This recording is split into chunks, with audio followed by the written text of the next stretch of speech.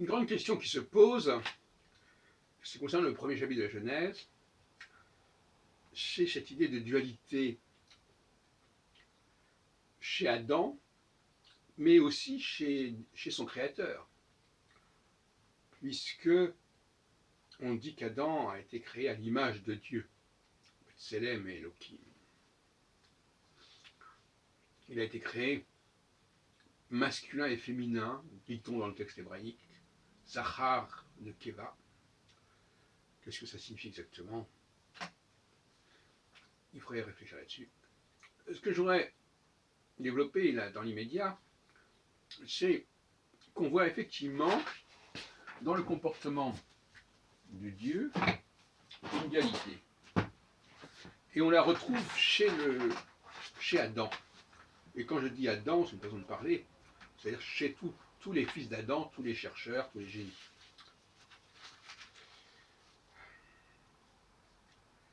On dit, Dieu dit que les cieux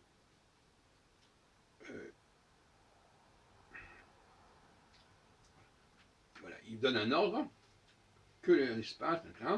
Dieu dit que des corps lumineux apparaissent dans l'espace, etc. Et ensuite il est marqué, Dieu considéra que c'était bien.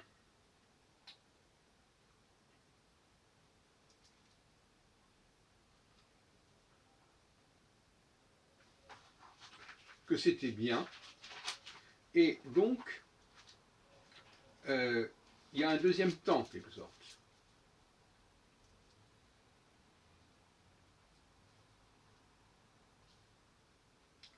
Vayere Elohim Kitov. Pour tout ce qu'il faisait, Kitov, que c'était bon, que c'était bien. Alors, ça veut dire qu'il ne savait pas, au départ, si c'était bien, si ça serait bien.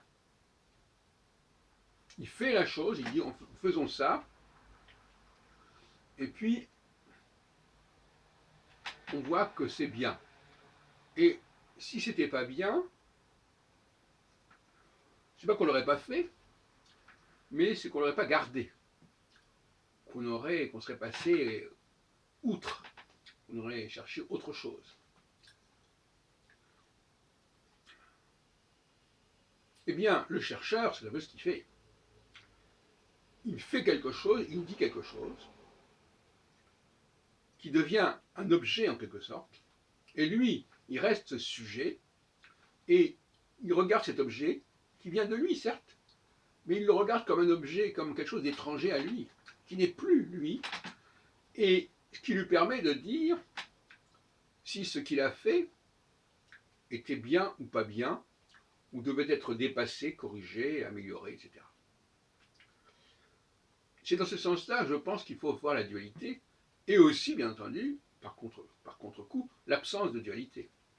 Quelqu'un qui n'est pas capable de faire ce double travail, d'objectiver sa pensée ou son action, pour ensuite subjectivement la regarder comme s'il était extérieur à cette action, eh bien c'est un médiocre chercheur.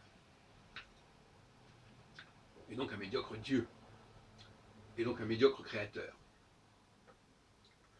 Alors, je continuerai sur un autre aspect du problème concernant les femmes, qui incarnent par définition, je dirais, cette absence de dualité.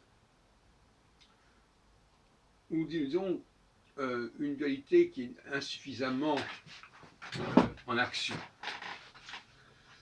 Ce qui fait que les femmes accomplissent des actes, réalisent des œuvres qui ne durent pas, qui sont vouées à la mort.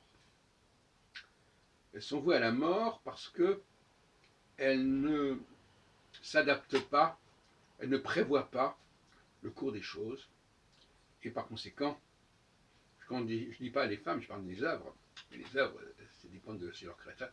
Donc quand quelqu'un fait quelque chose qui n'a pas été retravaillé, repensé, comme dirait Boileau, 100 fois sur le métier, remettez votre ouvrage, c'est typiquement la définition de la dualité.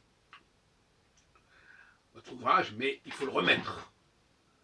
C'est-à-dire, il faut le reprendre. Donc le drame de la femme, c'est qu'elle ne travaille pas assez. Elle bâcle un peu son travail. Et ça se paye au niveau de ce qu'on appelle le développement durable, c'est-à-dire des choses qui ne durent pas. Et effectivement, Adam n'est pas la femme n'est pas Adam. Et entre les deux, il y a le troisième personnage qui est le Ish, un personnage qui est un petit peu occulté dans la Genèse, mais qui existe bel et bien. À savoir que le vrai partenaire de la Isha, c'est Ish, c'est pas Adam. Mais là, c'est très embrouillé dans la Genèse. Pour des raisons d'ailleurs qui pourraient s'expliquer par le fait que la Genèse a été écrite ou réécrite par des gens qui n'avaient pas les mêmes enjeux ni les mêmes intérêts. Et Adam incarne le Seigneur, et on sait par exemple qu'il y a une sorte de galvaudage du mot Seigneur, puisqu'on dit monsieur à tout bout de champ à n'importe qui. Donc on fait descendre Adam au niveau de la Isha. On en fait un homme banal qui va être avec la Isha, etc.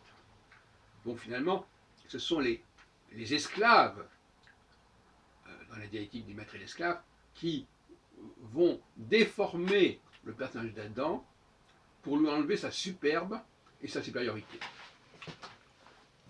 Et qui ont trafiqué la Bible dans ce sens.